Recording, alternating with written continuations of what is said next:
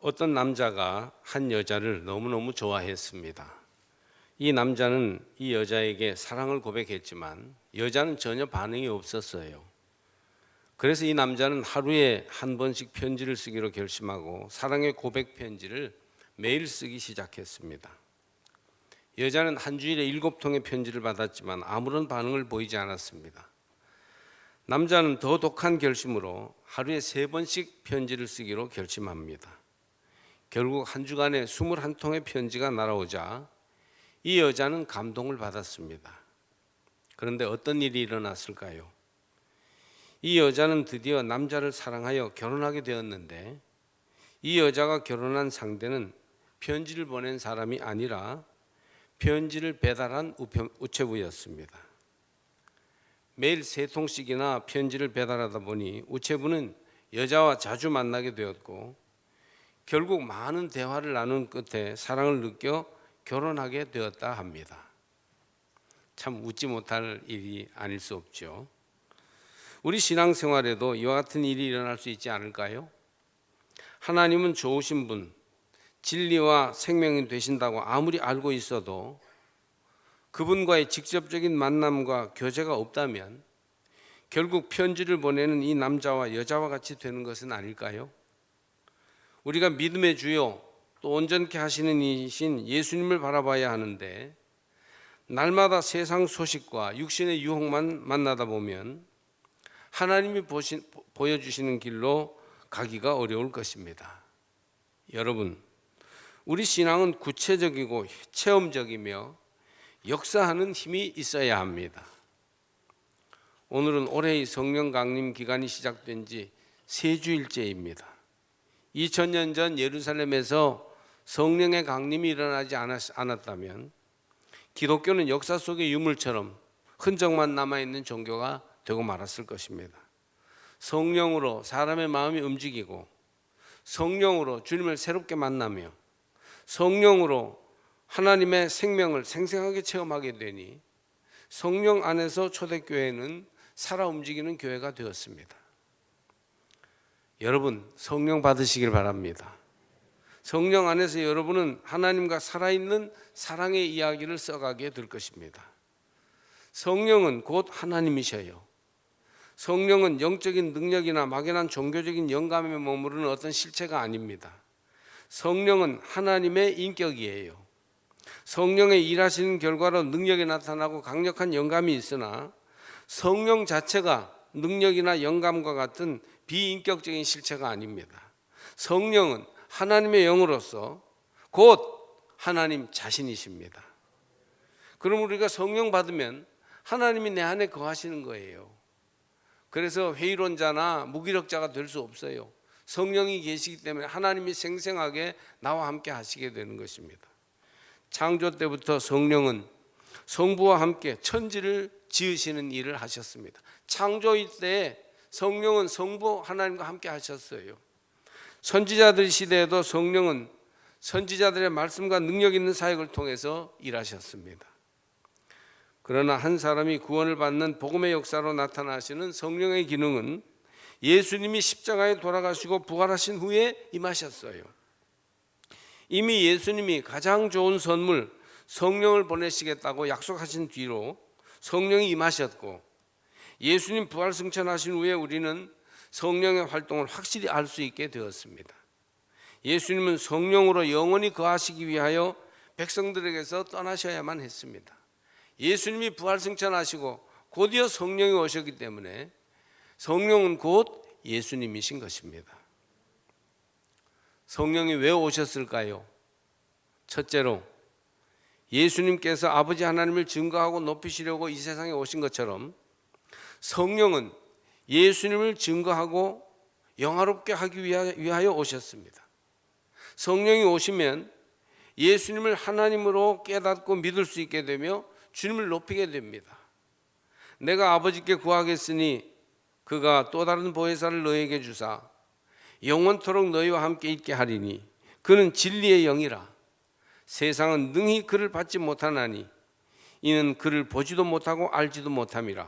그러나 너희는 그를 아나니 그는 너희와 함께 계시겠음이라. 보혜사 성령이 우리와 함께 계시겠다는 것입니다. 믿는 자는 성령을 알 터인데 그분이 오면 영원토록 우리와 함께 하시는 진리의 영이 될 것입니다.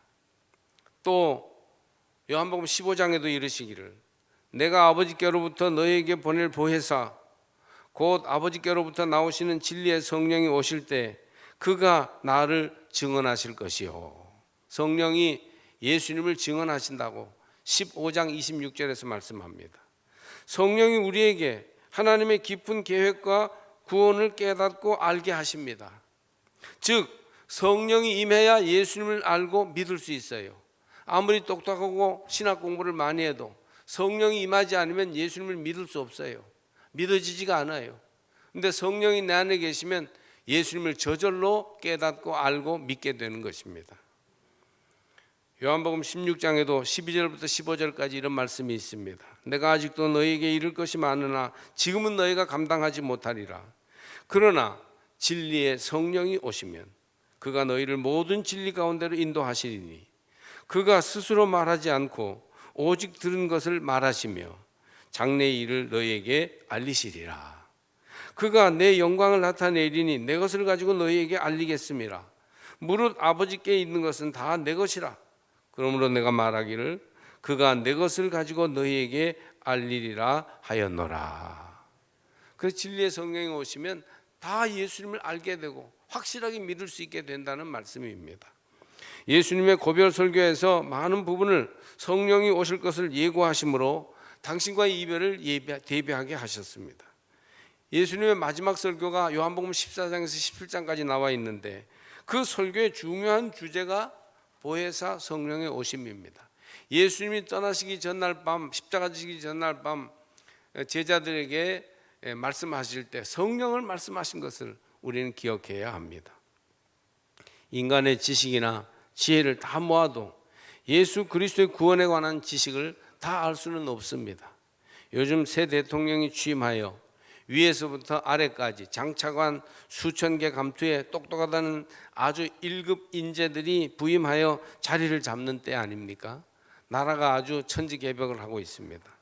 그러나 그 모든 인재들이 아무리 머리가 좋고 판단이 빨라도 예수님을 증거하시며 높이시는 성령 안에서만 우리는 그리스도에 관한 확실하고 분명한 깨달음을 얻을 수 있어요.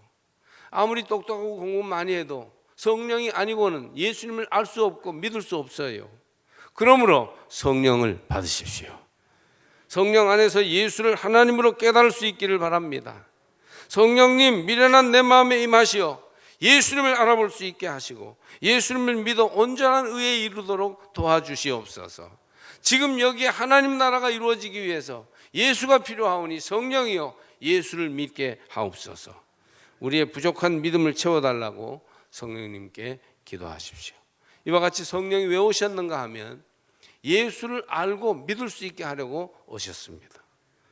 성령이 또 왜 오셨습니까? 둘째로 부활하신 그리스도와 우리 인간을 연합시키기 위해서 성령이 오셨습니다. 알고 믿는 것도 중요하지만 그분이 내 안에서 나와 함께 하셔야 합니다. 그렇게 연합하기 위해서 성령이 오셨어요.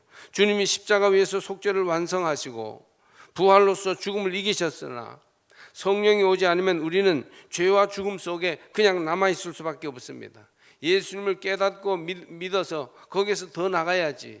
거기에 머물러 있으면 생명의 능력이 나와 함께 하지 못하는 것이죠. 그리스도 안에서 역사하고 계신 성령이 우리 속에서 역사하실 때 우리는 그리스도와 연합할 수 있습니다. 18절 내가 너희를 고아와 같이 버려두지 아니하고 너희에게로 오리라.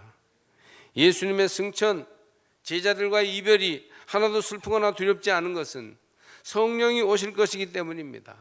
예수님은 육신적으로 떠나시지만 영적으로 성령이 오셔서 부활하신 예수님과 우리를 연합되게 하시기 때문에 그들은 두려워하지 않고 오히려 기뻐하였던 것입니다. 예루살렘에서 처음 성령이 임하시고 베드로가 설교할 때 이것을 강조한 내용이 사도행전 2장 31절에서 33절까지 나옵니다. 미리 본고로 그리스도의 부활을 말하되 그가 음부에 버림이 되지 않고 그의 육신이 썩음을 당하지 아니하리라 하더니 이 예수를 하나님이 살리신지라. 우리가 다 이 일의 증인이로다. 하나님의 오른손으로 예수를 높이심에 그가 약속하신 성령을 아버지께 받아서 너희가 보고 듣는 이것을 부어 주셨느니라. 우리가 다 예수 부활의 증인들인데 성령이 이것을 가능하게 했습니다. 그래서 성령이 함께하는 나를 보면 예수 부활 생명이 내 안에 있기 때문에 예수님이 부활하시고 생명으로 역사하심을 알게 된다는 것입니다. 성령이 우리 가운데 역사하실 때 성령을 통해서만 우리는 그리스도의 마음과 하나가 될 수 있으며 그때 비로소 속죄와 구원이 현실이 될 수 있습니다. 전기도 있고 TV도 있지만 그러나 전선으로 연결되지 않으면 볼 수 없어요. TV도 전기도 무용지물이 되고 맙니다. 전선으로 연결이 돼야만이 그 전기가 와서 TV를 켜주는 거예요.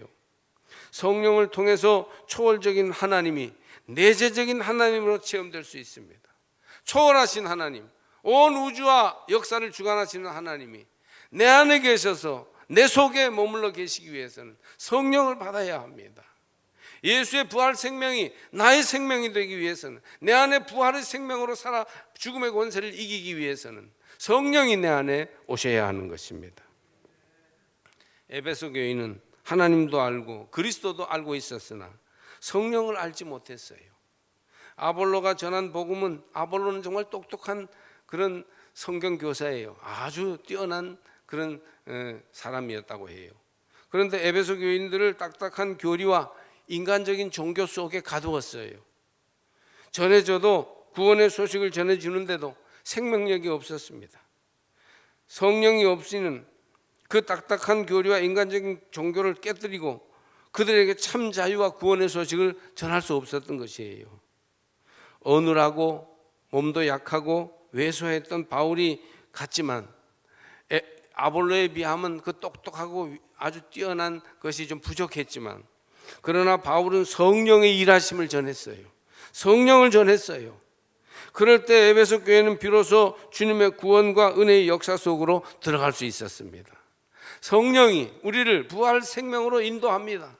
성령이 하나님의 전능하신 위대함과 우리를 연결시키는 것입니다. 연합되게 하십니다.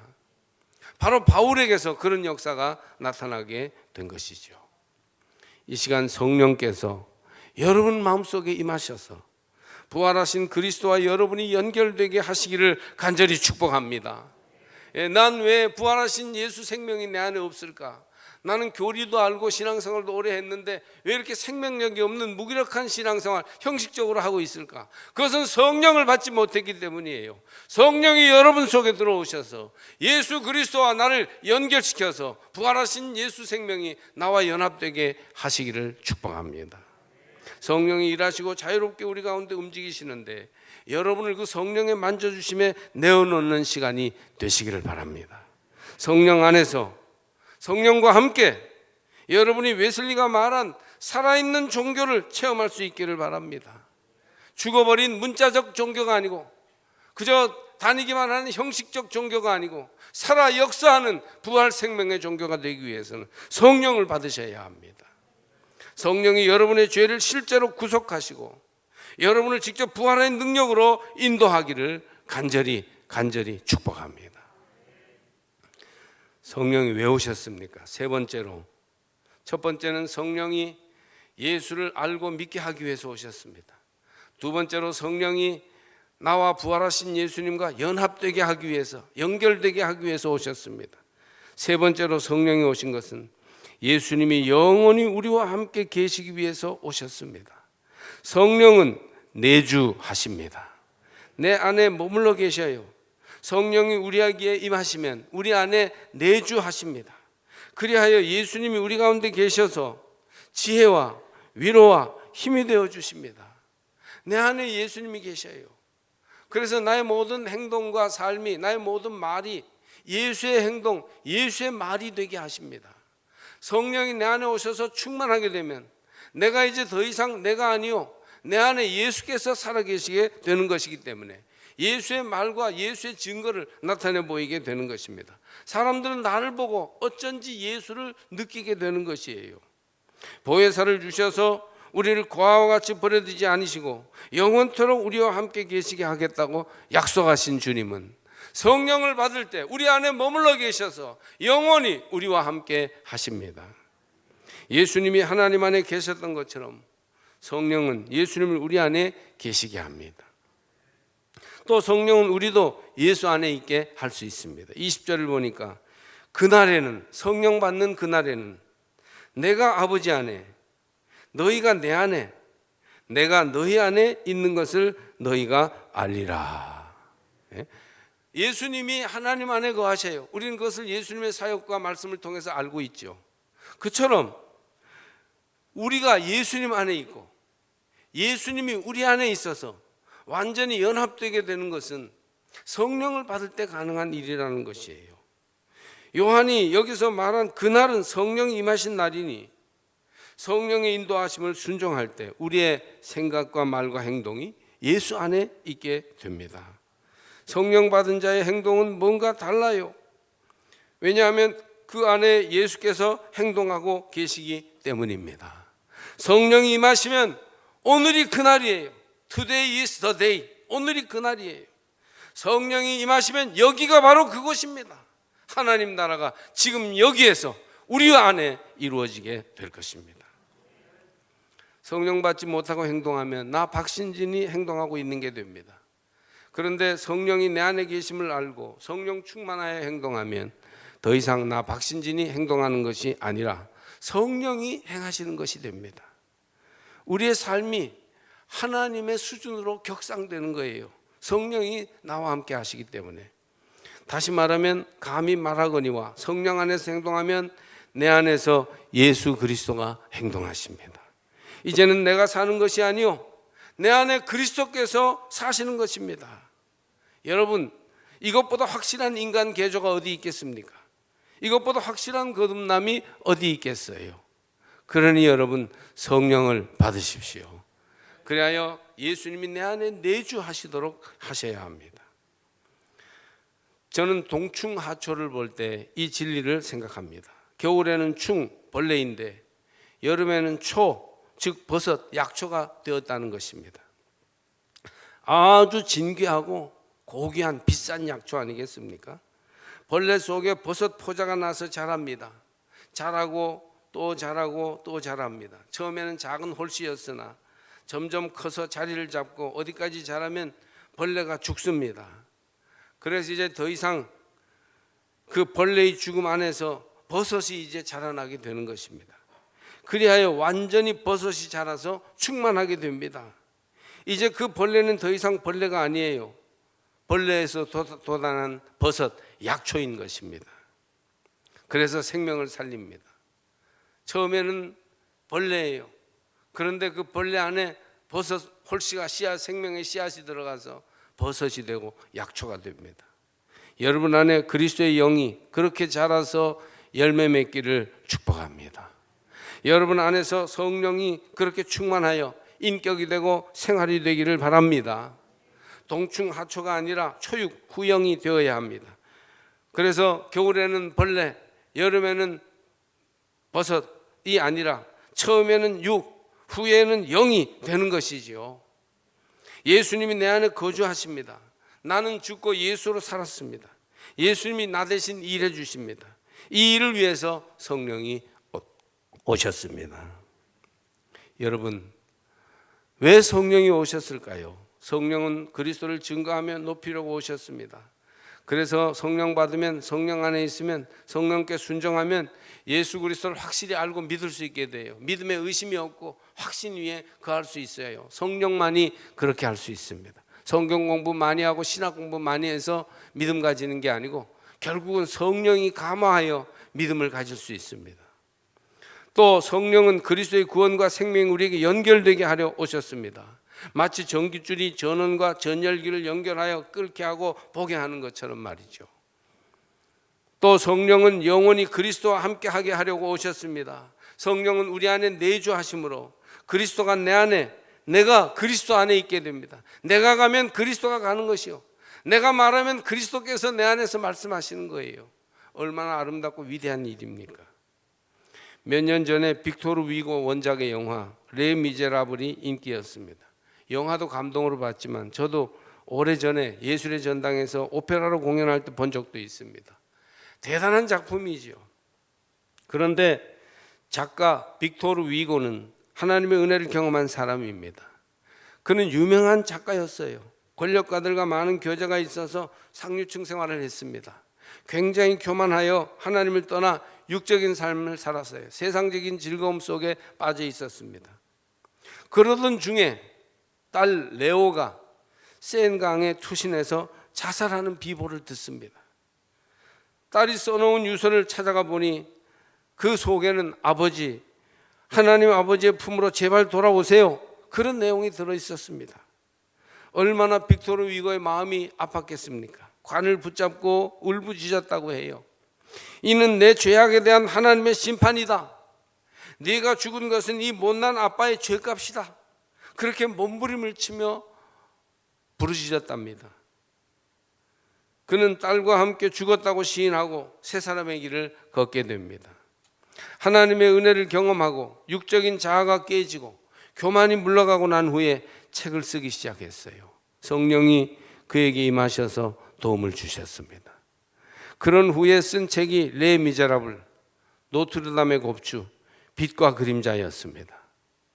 굉장한 역사를, 수많은 사람들에게 가슴을 울리는 명작을 만들었죠. 하나님께서 성령을 보내셔서 세계인의 마음을 움직이는 위대한 책을 쓰게 하셨습니다. 어떤 분은 왜 내게 기적이 안 나타나는지 모르겠다, 왜 나는 아무개처럼 부자가 되고 큰 성공을 거두지 못하는지 모르겠다 합니다. 그러나 가장 큰 기적은 성령을 보내셔서 예수 믿게 하신 기적이요, 가장 큰 축복은 성령 안에서 예수님과 교제하며 말씀과 기도의 은혜를 누리는 것이 아니겠습니까? 여러분에게 이런 은혜, 이런 축복이 임하였으니 하나님께 감사하며 사시기를 바랍니다. 우리는 올해도 엄중한 코로나 상황에서 시작하여 반년을 살았습니다. 돌아보면 하나님의 은혜입니다. 하나님이 허락하지 않으시다면 전 세계가 아마 코로나가 더 심해졌을지도 모르고 올해도 어둠 가운데에서 재난을 당하며 지내야 했을 것입니다. 다음 주가 맥주 감사절인데 뜨거운 진심의 감사를 주께 드리시기를 바랍니다. 보이지도 않는 바이러스지만 하나님이 허락하셔야 이겨낼 수 있습니다. 그러므로 우리는 매사에 감사하며 성령님을 사모해야 합니다. 하나님의 은혜를 우리에게 가져오시는 성령님과 동행하십시오.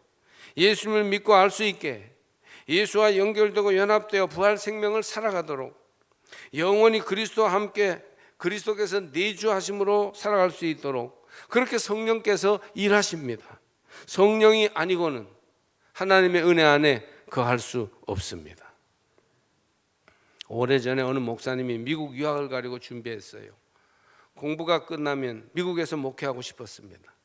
그래서 이제 미국 신학교 여러 곳에 입학 원서를 내서 이제 입학 허가를 받았어요. 가고 싶은 대학에. 이제는 비자를 받고 가면 됩니다.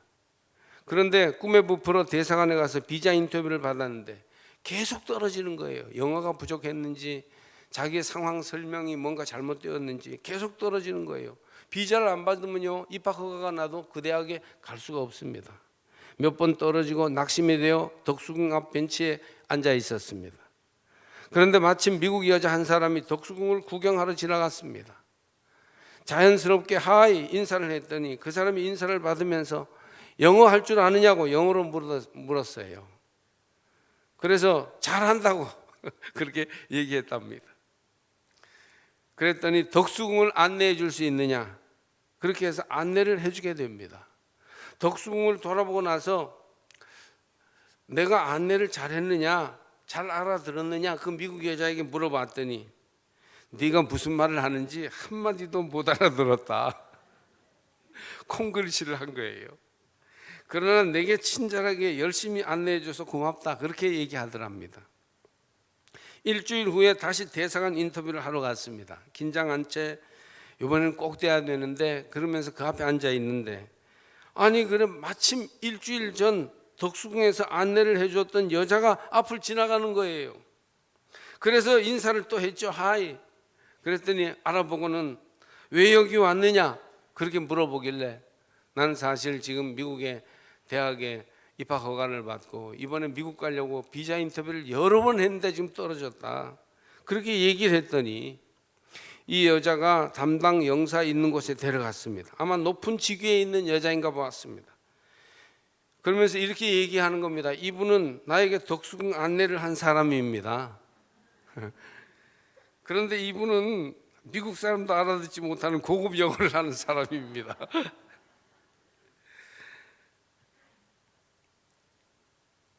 그런데 이 사람에게 알아듣지는 못했지만 굉장히 고급 영어를 하는 사람이니 이 사람에게 비자를 좀 주시기 바랍니다. 친절하게 미국 사람에게 이렇게 했다고 얘기하니까 영사가 딱 도장을 찍어서 비자를 내주었습니다. 그래서 비자를 받고 미국 가서 공부 잘해서 30년 넘게 미국에서 목회를 했다고 합니다. 여러분, 뭐 이런 상황들이 우리 삶에 많이 있을 수 있습니다만은 우리의 삶은 계획하고 뜻하고 수고한 대로 꼭 되는 게 아니에요. 하나님이 은혜를 주실 때에 모든 일이 잘 합력하여 선을 이루게 될 것입니다. 누구나 마찬가지예요. 성령의 인도를 받아 주의 은혜 속에 굳게 서시기를 바랍니다. 반년 지나갔는데 또 반년 살 때 주님, 성령께서 도와주세요. 주의 은혜가 필요합니다. 이렇게 겸손한 마음으로 믿음을 가지고 나가면 모든 것이 잘 풀리고 형통한 은혜를 얻게 될 것입니다. 그러므로 한 해의 반을 지나가면서 우리는 성령을 거역해서는 안 됩니다. 성령의 음성에 귀를 막고 성령의 일하심을 거역하는 것은 곧 하나님을 거역하는 것이에요. 우리는 또 성령을 슬프게 해서는 안 됩니다. 성령을 근심케 하는 것은 곧 하나님의 마음을 아프게 하는 것이죠. 죄 짓고 계명을 범하는 것은 우리 안에 계신 성령을 슬프게 하는 일입니다. 또 우리는 성령을 소멸해서는 안 됩니다. 성령의 불을 끄지 마세요. 성령의 음성을 받아들이지 않고 의심하거나 멸시함으로 성령의 불꽃을 꺼서는 안 됩니다. 지금 이 예배 때에도 성령이 여러분을 찾아와서 가슴에 불을 붙이시는데 그 불꽃을 끄지 마세요. 성령의 은사를 받고 날마다 성령을 활용하며 살아가시기를 축복합니다.